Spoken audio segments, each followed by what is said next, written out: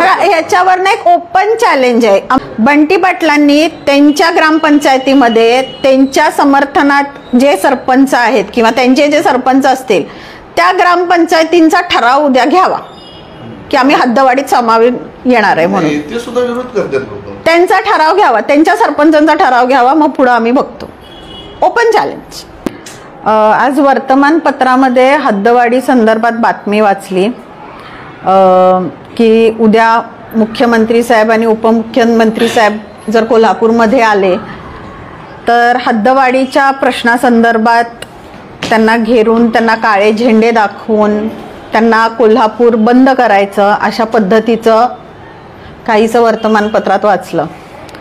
पण जेव्हा वर्तमानपत्रामध्ये स्पेसिफिकली असा उल्लेख केला गेला की महायुतीचे मुख्यमंत्री, मग कुठंतरी असं वाटलं की याच्या मागे काहीतरी राजकारण असावं आणि म्हणून मला ही पत्रकार परिषद घेणं खूप महत्त्वाचं वाटलं. हद्दवाढीचं आम्ही समर्थन करत नाही असं आम्ही कधी म्हणणार नाही. हद्दवाढीचं आम्ही सुद्धा समर्थन करतो. आज माझ्याकडे इथे सगळे ग्रामीण भागातले बरेचसे ग्रामपंचायतीचे पदाधिकारी आलेले आहेत. आम्ही हद्दवाढीचं समर्थन करतो हे जेव्हा मी म्हणते तेव्हा मी खूप काय म्हणतात त्याला, खूप जबाबदारीने हे वाक्य बोलतेय की आमचं सर्वांचं मत आहे हद्दवाढ झाली पाहिजे. पण ही केव्हा झाली पाहिजे, जेव्हा पहिला महानगरपालिकेने सक्षमरित्या शहर व्यवस्थित सोयी सुविधा देऊन अशा पद्धतीनं चांगलं केलं पाहिजे की स्वतःहून ग्रामीण भागातल्या ग्रामपंचायतींना किंवा ग्रामीण भागातल्या लोकांना शहरात आम्हाला सामावून घ्या असं वाटलं पाहिजे. मुळात पहिला आमचा म्हणणंच हे आहे की सगळ्या ग्रामपंचायतींचं म्हणा किंवा आज 2 कृती समिती आहेत. एक हद्दवाढ करा म्हणते हद्दवाढ कृती समिती, एक हद्दवाढ विरोधी कृती समिती आहे. हे जे स्टेटमेंट आलं की आम्ही कोल्हापूर बंद करणार, त्यांनी ऑर्डरच घेऊन आलं पाहिजे, हे कुठेतरी हद्दवाढ समितीचं म्हणणं होतं. पण हद्दवाढ विरोधी समितीचं काय म्हणणं होतं हे सुद्धा गृहीत धरणं खूप गरजेचं वाटतं मला.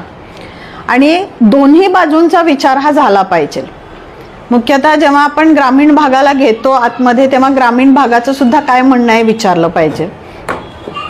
आणि मला असं वाटतं की या सगळ्या गोष्टींना कुठेतरी आंदोलनाचं स्वरूप देऊन, कुठेतरी मुद्दा भरकटण्यापेक्षा कुठेतरी चर्चेला एकत्र आणलं पाहिजे या दोन्ही कृती समित्यांना आणि त्यातून मार्ग काढला पाहिजे.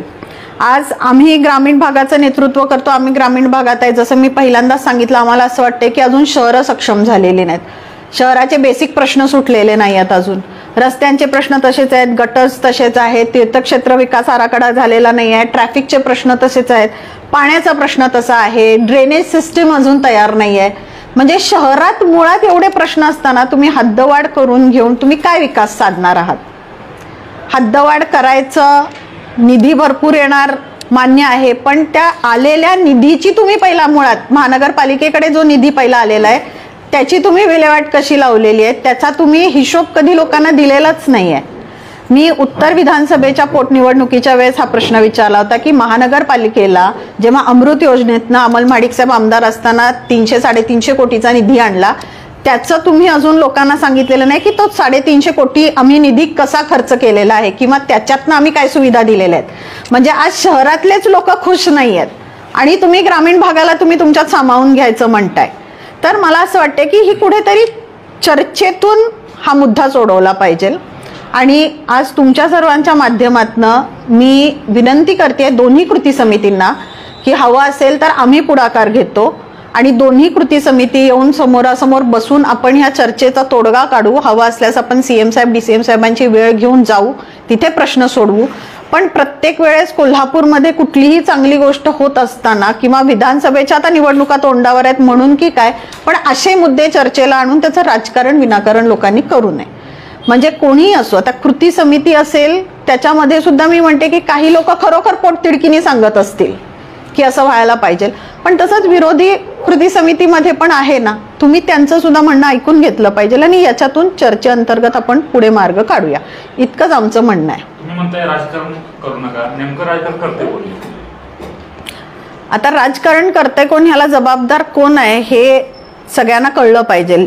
माझं तर स्पष्ट मत आहे की हे काळे झेंडे आज मुख्यमंत्र्यांना दाखवायला जी लोक तयार आहेत त्याच्यामध्ये तुमचे कोण आहेत रे जिल्हाध्यक्ष, तर सचिन चव्हाण काँग्रेसचे जिल्हाध्यक्ष आहेत. त्यांनी कधी काळा झेंडा त्यांच्या आमदाराला किंवा दाखवलाय का जाऊन? इतके वर्ष, मला वाटतं गेले 14 वर्ष तुम्ही आमदार आहात, 8 वर्ष मंत्री आहात, महानगरपालिका गेले 15 वर्ष काँग्रेस राष्ट्रवादीच्या ताब्यात आहे. मग त्यांना का बरं हद्दवाढ करायला जमली नाही? मग जाऊन त्यांनी त्यांच्या नेत्यांच्या समोर काळे झेंडे पहिला दाखवावे, त्यांना पहिला प्रश्न विचारावा. नाहीतर मग दोन्हीकडनं तुम्ही नेत्यांनीच त्यांना उठवून बसवले असा आमचा आरोप आहे. कारण गेली 3 वर्षे, जवळपास 3 वर्षे महापालिकेत प्रशासक राहिले आणि राज्यात आणि केंद्रात भाजपचे सरकार आहे, तरी कोल्हापूर शहराचा काय विकास होत नाही. त्याच्या आधी 3 वर्ष महाविकास आघाडीची पण होती. हा प्रश्न त्यावेळेस पण विचारायला हवा होता. गेल्या 3 वर्षाला आता प्रशासक राहिले, गेली 3 वर्ष कोणाचीही सत्ता नाही कोल्हापूर महापालिकेत. अशा वेळेला राज्यात केंद्रात विकास करत नाही असं होत नाही. सरकारचा निधी हा येत असतो, तिथून त्या निधीचा कसा विनियोग केला जातो पुढे हे पूर्ण प्रशासकाच्या वरती अवलंबून असतं. मग इथे तुमचे मग प्रशासक कशा पद्धतीनं त्याचा विनियोग करतायत त्या निधीचा, तो सर्वस्वी त्यांचा प्रश्न आहे. आता मी तुम्हाला जिल्हा परिषदसाठी सांगते, कारण मी जिल्हा परिषदेचं नेतृत्व केलेलं आहे. आता आज स्वनिधी किती जिल्हा परिषदेकडे पडला असला तरी जिल्हा परिषदेचे प्रशासक स्वनिधी वापरू शकत नाहीत, तुम्हाला माहिती असेल. कारण का अजून जिल्हा परिषदेच्या निवडणुका झालेल्या नाहीत, प्रशासकाला सुद्धा निधी वापरायला मर्यादा येत असतात. नाही, हा तोडगा निघणार कधी? आता तुम्ही म्हणणार की लोकांचा विचार व्हायला पाहिजे, जरूर व्हायला पाहिजे. परत हे उठले की उद्या ते उठणार, मग ह्या शहरात म्हणूनच आम्ही काय म्हणतोय की एक्झॅक्टली माझं तेच म्हणणं आहे. म्हणून मी शेवटला काय म्हटलं की दोन्हीकडनं चर्चा करू, याचं राजकारण करायला नको. आज आमची सत्ता आहे, तुम्ही उठणार काळे झेंडे दाखवायला, उद्या आम्ही उठणार काळे झेंडे दाखवायला. याच्यात कुठेतरी कोल्हापूर मागे राहतंय. म्हणजे प्रत्येक वेळेस लोकांची दिशाभूल करून आंदोलनं करायलाच पाहिजेत असं नाहीये. बऱ्याच गोष्टी चर्चेअंती आपण सोडवू शकतो. आणि मी तर माझ्या विरोधकांना पण आमंत्रण देते, आपण सगळे मिळून कोल्हापूरचा विकास करूयात. ह्या ज्या काही गोष्टी आहेत ह्या चर्चेअंती आपण सोडवूयात. इतर गोष्टींच्या मध्ये राजकारण, जेव्हा आपण समोरासमोर राजकारण करणार आहोत, आपण इलेक्शनला उभे राहणार आहोत, हा भाग वेगळा आहे. पण हे जे कोल्हापूरचे प्रश्न आहेत ते एकत्र बसून आपण सॉल्व्ह करू शकतो. त्याच्यात त्यांनी सुद्धा आम्हाला जर पाठिंबा दिला किंवा त्यांनी जर आमच्या बरोबर येऊन बसले तर आम्हाला काहीच हरकत नाही. याच्यातनं मार्ग काढू, याच्यासाठी फक्त हे आवाहन करण्यासाठी ही बैठक आहे. पालकमंत्र्यांनी ज्या गावांचा विरोध आहे त्या गावांना चर्चेसाठी बोलवून यातनं तोडगा काढू असा एक सूचना केली होती. मात्र ती ही बैठक झाली नाही. किमान 6 गावांना घेऊ असं पण सुद्धा सांगितलेलं आहे. आज सुद्धा ते म्हणले की 6 गावांना प्रायोगिक तत्वावरती घेऊ. ही 6 गावं कोणते ते पण त्यांनी सांगितलं नाही आपल्याला. नाही, मी काय म्हणते, तुमच्या वतीनं एखादं तुम्ही सांगा, तुमच्या वतीनं ग्रामीण भागाचं सुद्धा हे लोक नेतृत्व करतात, यांच्या वतीनं सांगू देत की यांना सामावून घ्यायचं आहे का नाही आत्ता या घडीला. आता ही 5 गावं कुठली आहेत मला माहिती नाही, कुठली घेणार आहेत, काय घेणार आहेत. पण जी कुठली घेतील तर चर्चा होणं गरजेचं आहे. प्रत्येक गोष्टीसाठी आंदोलन हा पर्याय नाही आहे. पण हद्दवाढीचे जो काही तुम्ही म्हणताय की राजकारण करू नका, पण ते हद्दवाढ समर्थक कृती समितीनं जे असं एक चित्र निर्माण केले की जे तुम्ही सगळे हद्दवाढीत जी गावं येणार आहेत त्या गावातली नेते मंडळी सगळी कोल्हापुरातच राहतात, कोल्हापूरच्या सगळ्या सोयी सुविधा घेतात. अजिबात नाही. शिरोली प्रस्तावित गाव आहे, आम्ही हातकणंगलेमध्ये राहतो, शिरोलीत राहतो, आम्ही नाही शहरात राहत. मग ते नेते मंडळी का पुढाकार घेत नाहीत हद्दवाढीचं समर्थन करणार? मी सांगते ना माझं मत, आम्ही हद्दवाढीच्या विरोधात नाहीये, आम्ही हद्दवाढीत यायला तयार आहोत. पण केव्हा, जेव्हा तुम्ही स्वतः तुमचं शहर चांगलं करून दाखवा. शहर जर चांगलं असेल, महानगरपालिका जर सक्षम असेल त्यांचं शहर चांगलं करण्यामध्ये, तर आम्ही खुशी खुशी सामावून तुमच्यामध्ये सामावून जाऊ. अशा नेत्यांना काय सल्ला द्याल की बाबा, किंवा विनंती कराल की जे शहरात राहतात आणि आम्ही येणार नाही म्हणतात, हद्दवाढीला विरोध करणार नेत्यांना तुम्ही काय सांगा? आता तो त्यांचा वैयक्तिक प्रश्न असेल की ते कुठे राहत आहेत किंवा आधीपासून तिथे राहत असतील. पण आपण जेव्हा एखाद्या ग्रामीण भागाचं नेतृत्व करतो, कुठे राहतो याच्यापेक्षा आपण कुठल्या भागाचं नेतृत्व करतो, तिथल्या लोकांची लोकभावना काय आहे आणि तिथल्या लोकांच्या समस्या काय आहेत हे जाणणं खूप महत्वाचं असतं. जरी आज मी कोल्हापूरमध्ये राहिले तरी जर मी ज्या ग्रामीण भागाचं नेतृत्व करते, जर मी त्यांच्याच भावना नाही समजू शकले आणि नाही वाचू शकले तर मला नेतृत्व करण्याचा अधिकारच नाही आहे. पालकमंत्री म्हणतात लोकसभा निवडणुकीच्या पूर्वी 7 गावांचं हद्दवाढीमध्ये आणण्याचा आमचा प्रयत्न होता, मात्र आचारसंहितेमुळे ते राहिलं.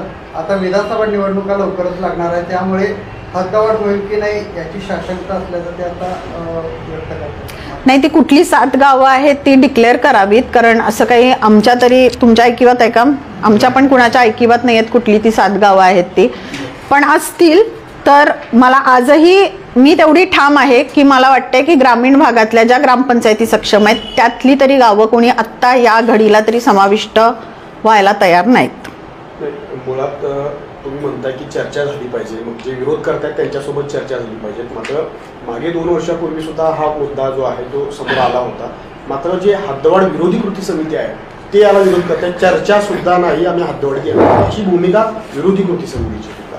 मग चर्चेतून आम्ही तोडगा चर्चा निघणारच करणार नाही. चर्चेला जर ते विरोधच करत असतील तर मग कसा तोडगा? असा विरोध कधी नसतो. हद्दवाढ समिती काय म्हणणार, हद्दवाढीच झालीच पाहिजे. पण तुम्ही ग्रामीण भागाला विचारात घेता का? ग्रामीण भाग काय म्हणणार, हद्दवाढीत आम्ही येतच नाही.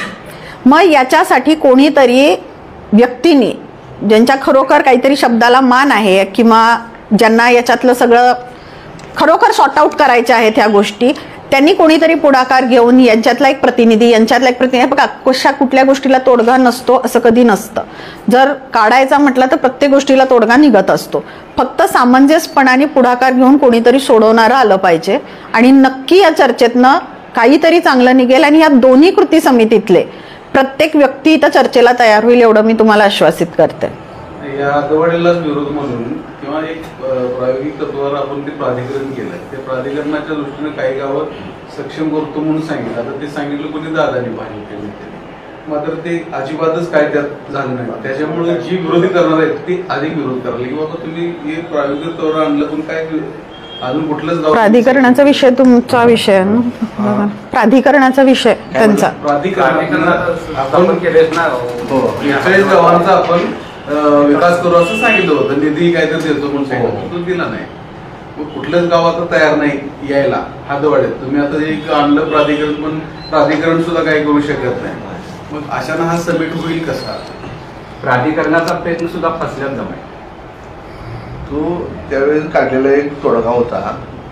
पण आता ग्रामपंचायती आता जे आहेत ते केंद्र शासनाने देत असणारा प्रचंड मोठ्या निधीमुळं प्रचंड सक्षम आहेत ग्रामपंचायती. त्या ग्रामीण भागातल्या जनता ज्या तुम्ही शहरी भागामध्ये सुविधा देऊ शकत नाही, ज्या डेव्हलपमेंट तुमच्या शहरामध्ये नाहीत त्या आमच्या ग्रामीण भागामध्ये तुम्ही कधीतरी येऊन बघा, त्या तुम्हाला मिळतील. वेळेवर पाणी आहे, स्वच्छता आहे, लाईट्स आहे, गटर्स आहे, म्हणजे एवढ्या डेव्हलपमेंट्स आहेत ग्रामीण भागात. तर त्या लोकांची मानसिकता अशी आहे की ह्या डेव्हलपमेंट जर कमी करामध्ये, कमी ह्याच्यामध्ये घरफाळ्यामध्ये आम्हाला जर मिळत असतील तर ह्या शहराची डेव्हलपमेंट आमची ग्रामीण भागातील लोक येऊन बघतात ना काय आहे डेव्हलपमेंट येतं. म्हणजे तुम्ही शहराची उपनगरं जर बघितली तर त्या उपनगरामध्ये ज्या एवढ्या असुविधा आहेत त्या असुविधा बघूनच शहरातला लोंढा ग्रामीण भागात आलेला आहे. तुम्ही जर बघितलं वस्तुस्थिती तर शहराभोवतीची जी ग्रामीण भाग आहे ती किती तर प्रमाणात मोठ्या प्रमाणात डेव्हलप झालेलं आहे आणि शहरातली लोक शहरात असुविधा असल्यामुळं ग्रामीण भागात यायला लागले. ज्यावेळी शहराचे डेव्हलपमेंट चांगल्या पद्धतीनं होईल, शहर सक्षम होईल, सुंदर होईल, त्यावेळी ॲटोमॅटिक आम्ही म्हणेन की बाबा बस आता आम्ही ग्रामपंचायत आमच्या बरखास्त करूया, आम्ही शहरामध्ये कॉर्पोरेशनमध्ये समाविष्ट व्हायला तयार आहे. पण तशी डेव्हलपमेंट आजपर्यंत आपल्याला या ठिकाणी कुठं बघायला मिळत नाही शहरामध्ये. पण ती शहरातल्या नेत्यांची असेल किंवा त्या लोकांची मानसिकता असेल की डेव्हलपमेंट करूनच हा प्रस्ताव खरं तर पुढं मांडायला पाहिजे आणि ग्रामीण भागातल्या लोकांना ह्यामध्ये विश्वासात घ्यायला पाहिजे. सगळ्यात महत्त्वाचा जर कोणता विषय असेल तर तो ग्रामीण भागातल्या लोकांना विश्वासात घेऊनच पुढे जायला पाहिजे. कारण ग्रामीण भागातल्या लोकांची मानसिकता नाही आहे की जमिनीवरचं आरक्षण म्हणा, अनेक गोष्टीबाबत संभ्रमावस्था आहे. ती संभ्रमावस्था दूर करायला किंवा बाजूला करायला अजून कोणीही नेता आले. बरेच प्रश्न हद्द वाढ विरोधी कृती समितीच्या ज्या प्रश्न आहेत, समस्या आहेत, ह्या ऐकून सुद्धा घ्यायला कोणाची शहरातल्या लोकांची मानसिकता नाही, ती ऐकून घ्या, त्यांचे समाधान करा, मग हसत ज्या तयार होते ग्रामीण भागातले लोक. नेतृत्व कमी पडते काय? हे बघा, गेले 15 वर्ष, मग अशी पण मी सांगितलं, गेले 10 ते 15 वर्ष काँग्रेसची आणि ऐका ना राष्ट्रवादीची सत्ता आहे. मी समजा हे बघा, नेतृत्वाचं म्हणत नाही, आता ग्रामीण भागातल्या नेतृत्व करणारे जे नेते आहेत, मग ती कोणती महायुतीची असू देत, महाआघाडीची असू देत, ऐका तुम्ही, फक्त त्यांच्या सरपंचांच्या त्यांच्या गटाच्या लोकांची पण मानसिकता आमच्या बरोबरच आहे. म्हणजे तीच आहे, जाऊन विचार. ह्याच्यावर ना एक ओपन चॅलेंज आहे. आमची दक्षिण मधली बरीचशी गावं ह्याच्यामध्ये समाविष्ट उद्या हद्दवाढीमध्ये होणार आहेत. बंटी पाटलांनी त्यांच्या ग्रामपंचायतीमध्ये त्यांच्या समर्थनात जे सरपंच आहेत किंवा त्यांचे जे सरपंच असतील त्या ग्रामपंचायतींचा ठराव उद्या घ्यावा की आम्ही हद्दवाढीत सामावून येणार आहे म्हणून. ते सुद्धा विरोध करतात लोक. त्यांचा ठराव घ्यावा, त्यांच्या सरपंचांचा ठराव घ्यावा, मग पुढे आम्ही बघतो. Open challenge. दक्षिणची माझी काही गावं येणार आहेत त्याच्यामध्ये त्यांची पण काही सरपंच आहेत. त्यांनी ओपन ठराव द्यावा त्याच्याबद्दल की आम्ही सामावून यायला तयार आहे. यामध्ये कुणीतरी इनिशिएटिव्ह घेणं गरजेचं आहे. मग ते इनिशिएटिव्ह तुम्ही घ्याल का? मी सांगितलं ना तुमच्या माध्यमांना तेच आवाहन करते प्रत्येक वेळी कसं होतं की मी इनिशिएटिव्ह घेते. तुम्ही आमच्या विरोधकांना पण सांगा की त्या इनिशिएटिव्ह घेत आहेत. तुम्ही पण जावा चर्चेला, आपण सगळे बसू.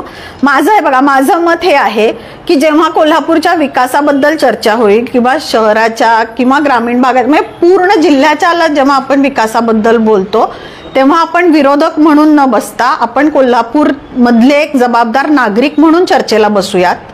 एवढंच माझं विनंती आहे की ही सगळी भांडण आणि राजकारण करण्याच्या गोष्टी नाही आहेत. आज पुण्याला सुद्धा जेव्हा हद्दवाढ होते तेव्हा जी हद्दवाढीतली गावं आहेत ती खुशी खुशी समाविष्ट होतात महानगरपालिकेच्या हद्दवाढीमध्ये. तसं कोल्हापूर जिल्ह्याचं नाही बघत आहे आपण, कारण गेले 15 वर्ष कोल्हापूर जिल्ह्याला मागे कुणी टाकलंय हे लोकांना आता कळायला लागलेलं आहे. गेले 15 वर्ष राष्ट्रवादी आणि काँग्रेसनी यांच्यासाठी काहीही केलेलं नाहीये. म्हणजे मी शहरात लहानाची मोठी झाली आहे. जसं मी शहर लहानपणी बघते तसं अजून तसंच आहे ते. अजून त्या बेसिक समस्या आपण सोडवलेल्या नाही आहेत आणि आपण हद्दवाढीच्या बोलणी करतोय. कुठेतरी विरोधाभास आहे. राष्ट्रवादी म्हणजे मुश्रीफ साहेब आणि काँग्रेस पण सत्तेवर असतात ना. हा असंच ना, म्हणजे तसंच आहे. आता आहे बघा, आता महायुतीचा भाग असणं गोष्ट वेगळी आणि सत्ता त्यांची असणं गोष्ट वेगळी. आता महानगरपालिकेत नाहीये पण होती ना. कारण तुम्ही म्हणतात की शहराचा विकास होत नाही, पण शहरात अशी मागणी केली की आयटी पार्क व्हावा, रस्त्यांचे प्रश्न सुद्धा 100 कोटी सगळं प्रकल्पांचं सुद्धा करण्यात केलेलं आहे. तुमचंच सरकार आहे तरी सुद्धा शहराचा विकास नाही, असं कसं? आता मी तेच सांगितलं ना, 3 वर्ष प्रशासक आहे आपल्याकडे इथे आणि त्यांना सुद्धा पैसे खर्च निधी खर्च करायला मर्यादा येत असतात. लोकप्रतिनिधींनी मागून शेवटी आपण एखाद्या कामासाठी जेव्हा निधी आणतो तेव्हा ते काम 100% त्याच वेळेस होतं असं नाही. आणि 100 कोटी हा निधी जो असतो ना तो टप्प्याटप्प्यात येत असतो. 100 कोटीची मागणी केली म्हणजे 100 कोटी सरकार देतं लगेच, असं होत नसतं कधी. आणि म्हणून मी म्हटलं ना की जेव्हा आपल्याकडे निधी येतो तेव्हा त्याचा विनियोग आपण कसा करतो, कसा लावतो, कुठे लावतो, कुठले प्रायोरिटीनी क्वेश्चन्स घेतो किंवा समस्या सोडवायला घेतो नागरिकांच्या, हे सुद्धा खूप महत्वाचं असतं. दरवेळेस हद्दवाढीचा जर मुद्दा आला तर शहराचा विकास हाच एक मुद्दा समोर आणला जातो. ह्याच्यावर काय पर्याय काय का? चर्चा.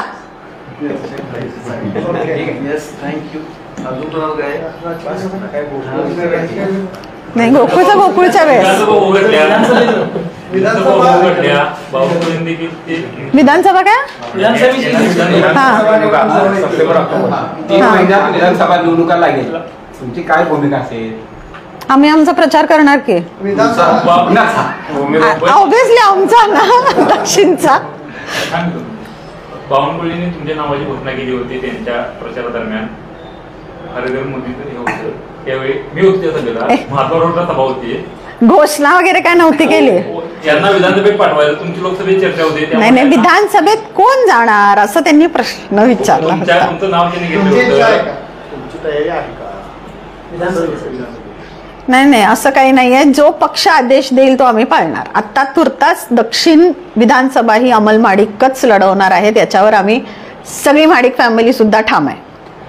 कोल्हापूर दक्षिण आहेत पण कोल्हापूर उत्तर बदलून कृष्णराज महाडिक यांचं नाव सध्या चर्चेत आहे. शहरभर वाढदिवसानिमित्त बॅनर काय भूमिका असेल? मला वाटतं याच्यावरती मुन्ना साहेबांनी क्लिअर केलेलं आहे स्टेटमेंट की आत्ता तरी असं काही नाही आहे म्हणून, आणि यावेळेस असं काही होईल असं वाटत नाही. कृष्णराज असतात, कामात असतात. युवा वर्ग चांगला त्यांनी कॅप्चर केलेला आहे, त्या कामात आहेत. नक्कीच आम्हाला कृष्णराजची मदत होईलच युवक म्हणून युवांचं संघटन करण्यामध्ये, पण सेपरेट निवडणूक लढवण्याबद्दल अशी काही चर्चा नाही आहे.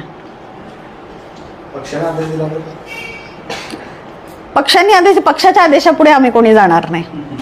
पक्षाने आदेश दिला त्यांना, तुमचं काय मत असेल?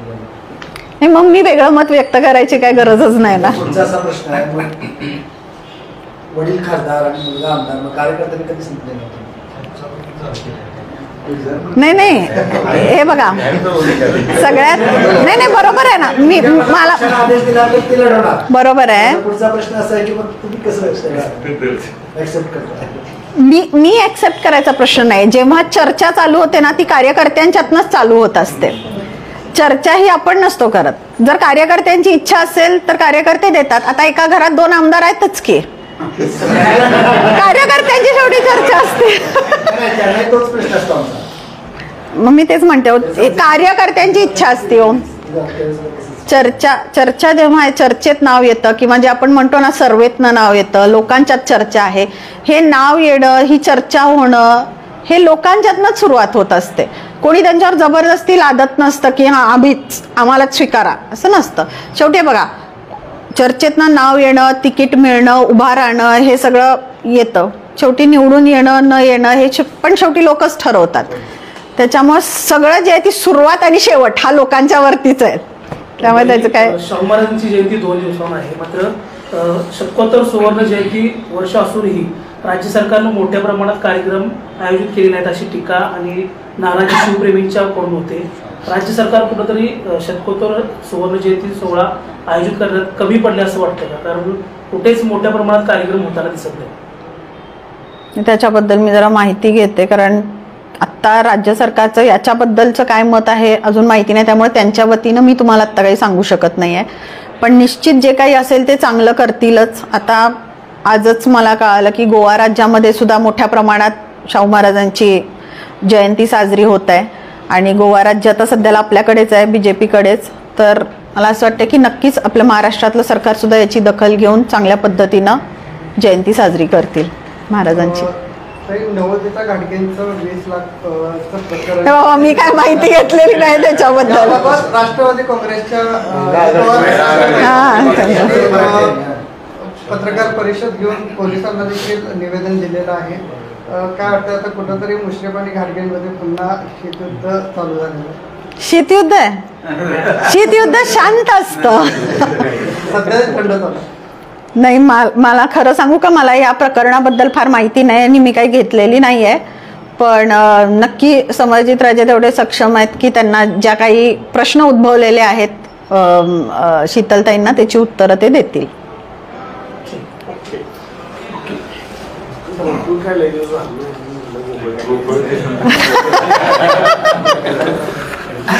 गोकुळ करायचं की थांबा जरा साधून.